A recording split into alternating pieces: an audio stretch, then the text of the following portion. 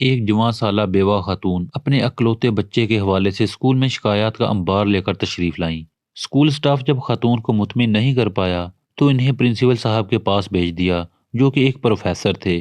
خاتون اندر آئی اور غصے میں شروع ہو گئیں، خوب گرجی برسیں اور اپنے بچے کو اسکول میں درپیش مسائل کا بے باکانہ اظہار کیا۔ پروفیسر صاحب پرسکون بیٹھ کر خاتون کی گفتگو سنتے رہے اور ایک بار بھی قطع کلامی نہیں کی۔ جب خاتون اپنی بات مکمل کر چکی تو پروفیسر صاحب کچھ یوں گویا ہوئے، دیکھیے خاتون، مت سمجھے گا کہ میں آپ کے حسن کے روب میں آ گیا ہوں، یا یہ کہ آپ کے چاند جیسے چہرے نے مجھ پر جادو کر دیا ہے، اور ایسا بھی نہیں ہے کہ میں آپ کی جھیل جیسی نشیلی آنکھوں میں کھو گیا ہوں، اور نہ ہی آپ کی ناگن جیسی زلفوں نے میرے دل کو ڈسا ہے۔ آپ یہ سوچئے گا بھی مت کہ آپ کے گال کے کالے تل نے میرے دل کے تار بجا دیے ہیں، اور آپ کی مترنم آواز نے میری دھڑکنیں تہ و بالا کر دی ہیں۔ میں غالب نہیں ہوں جو آپ کے شیریں لبوں سے گالیاں کھا کر بد مزہ نہ ہوں، اور نہ ہی میں امیر ہوں کہ آپ کی لبوں کی نازکی کو گلاب کی پنکھڑی سے تشبیہ دے دوں۔ نہ ہی میں نے آپ کی تمام تر گفتگو اس نیت سے سنی کہ آپ کو بولتے ہوئے سنتا رہوں اور کچھ دیر آپ کو اپنے سامنے بٹھا کر تکتا رہوں۔ میرا یہ مزاج نہیں ہے